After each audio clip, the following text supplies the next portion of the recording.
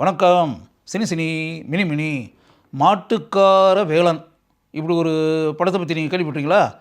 இந்த திரைப்படம் 1970ஆம் ஆண்டில் திரைக்கு வந்தது. இந்த திரைப்படத்தினுடைய கதாநாயகனாக நடித்தவர் மக்கள் திலகம் எம்ஜிஆர். இந்த திரைப்படம் வந்து ஒரு கன்னட திரைப்படத்தினுடைய ரீமேக். கன்னடத்தில் மிகப்பெரிய வெற்றியை பெற்ற எம்ஏ தம்மானா அப்படின்ற ஒரு படம். அந்த படம் பெரிய அளவில் வெற்றி பெற்ற பிறகு அந்த படத்தை தமிழில் தயாரித்தா என்ன அப்படின்னு சொல்லி முடிவு செய்த கனகசபை செட்டியார். இந்த கனகசபை செட்டியார்ன்றவர்னா ஜெயந்தி ஃபிலிம்ஸ்ன்ற ஒரு திரைப்பட விநியோக நிறுவனம், ஃபிலிம் டிஸ்ட்ரிபியூஷன் கம்பெனி. மதுரை ஏரியாவில் வந்து அப்போ எம்ஜிஆருடைய படங்கள் அப்படின்னா பெரும்பாலான எம்ஜிஆருடைய படங்களை மதுரை ஏரியாவில் டிஸ்ட்ரிபியூஷன் பண்ணிக்கிட்டு இருந்தவர் இந்த ஜெயந்தி ஃபிலிம்ஸு கனகசபை. அவர் வந்து படங்களை நிறையா விநியோகம் செய்து அப்படின்லாம் வரும்போது எம்ஜிஆர் அவருக்கு நல்ல பழக்கம். ஏன்னா எம்ஜிஆருடைய படங்கள்லாம் அவர் டிஸ்ட்ரிபியூஷன் பண்ணி அப்படின்போது நெருங்கிய நட்பு அப்படின்ற மாதிரி ஒன்று இருக்கும்ல. அப்படி இருக்கும்போது எம்ஜிஆர்கிட்ட வந்து இதை மாதிரி நான் வந்து உங்களை வந்து கதாநாயகனாக வச்சு படம் ப்ரொடியூஸ் பண்ணணும்னு நினைக்கிறேன், நீங்கள் கால்ஷீட் கொடுத்து எனக்கு ஒரு படத்தை பண்ணி கொடுங்க அப்படின்ற மாதிரி அவர் சொன்னார். அப்போ எம்ஜிஆர் வந்து தமிழ் பட உலகில் கொடிகட்டி பறந்து கொண்டிருந்த காலம். எம்ஜிஆர் சிவாஜி ரெண்டு பேரும் வந்து தமிழ் திரைப்பட உலகின் சூப்பர் ஸ்டார்களாக பவனி வந்து கொண்டிருந்த காலகட்டம் அது.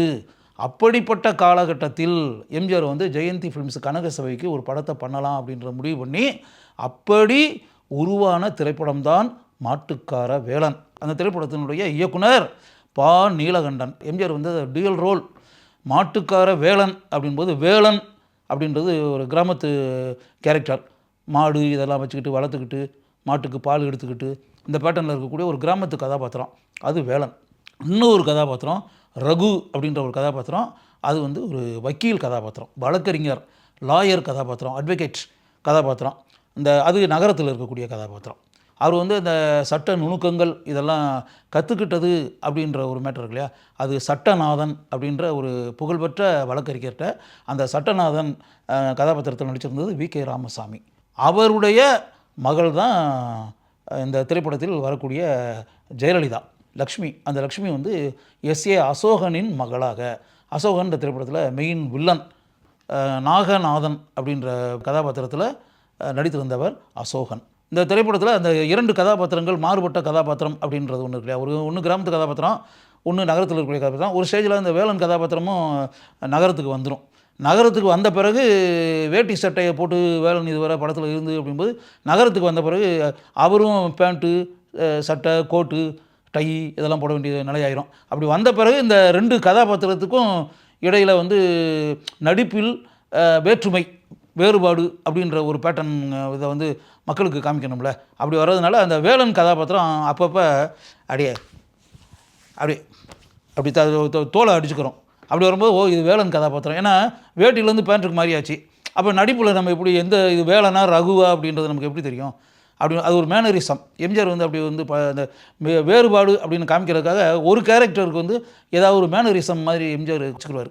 வைக்கும்போது நமக்கு இந்த எம்ஜிஆர் வந்து அந்த கேரக்டரா அப்படின்ற மாதிரி நம்ம மனசுக்குள்ளே நினச்சிக்கிறணும். இந்த இரண்டு கதாபாத்திரங்கள் இடம் மாறி, அதாவது ரகு இருக்க வேண்டிய இடத்துல வேலன், வேலன் இருக்க வேண்டிய இடத்துல ரகு, இப்படிலாம் இருக்கிறதுனால எப்படிப்பட்ட சுவாரஸ்யமான சம்பவங்கள் இந்த திரைப்படத்தில் இடம் பெறுகின்றன. இவங்க ரெண்டு பேரும் இடம் மாறுறதுனால அங்கே எப்படிப்பட்ட பின் விளைவுகள்லாம் உண்டாகுதுன்னு ஒன்று.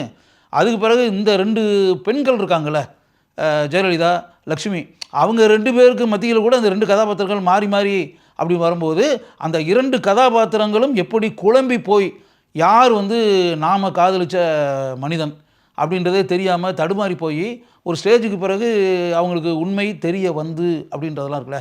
இது வந்து படம் ஃபுல்லாகவே பிகினிங்லேருந்து கிளைமேக்ஸ் வரை பார்த்திங்கன்னா ஒரு சுவாரஸ்யமான ஒரு படமாக இருக்கும். அதாவது காமெடி கலந்த காட்சிகள் அப்படின்னு இருக்கும், இளமை ததும்பக்கூடிய காட்சிகள் அப்படின்றது ஒன்று இருக்கும்.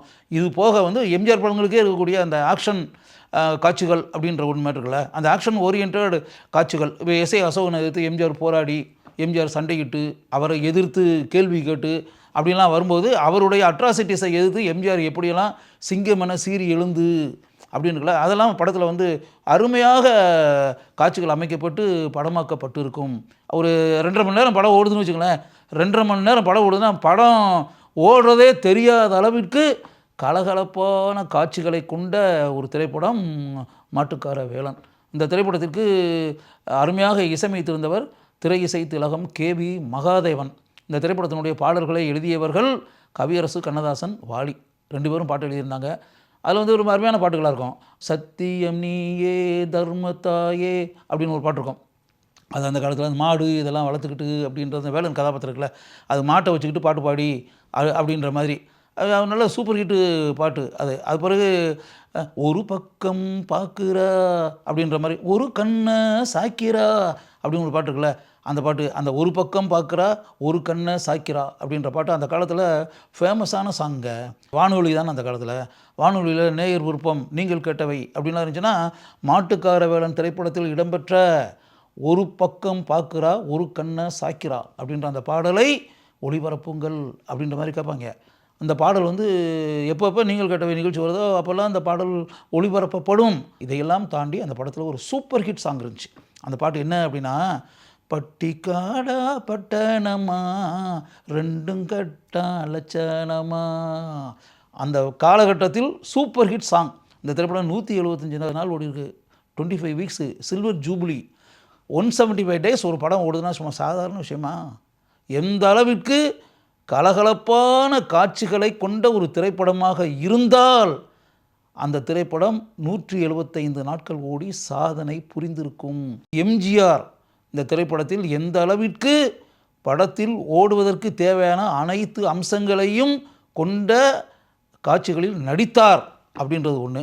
அது பிறகு ஜெயலலிதா, லட்சுமி அவங்களுடைய இளமை தவழக்கூடிய நடிப்பு இந்த திரைப்படத்தினுடைய ஓட்டத்திற்கு எந்த அளவிற்கு துணை புரிந்தன அப்படின்ற ஒன்று. இதையெல்லாம் தாண்டி திரை இசை திலகம் கேவி மகாதேவனுடைய இசையமைப்பில் அமைந்த இந்த பாடல்கள் அந்த திரைப்படத்திற்கு பெரிய அளவில் துணை புரிந்தன.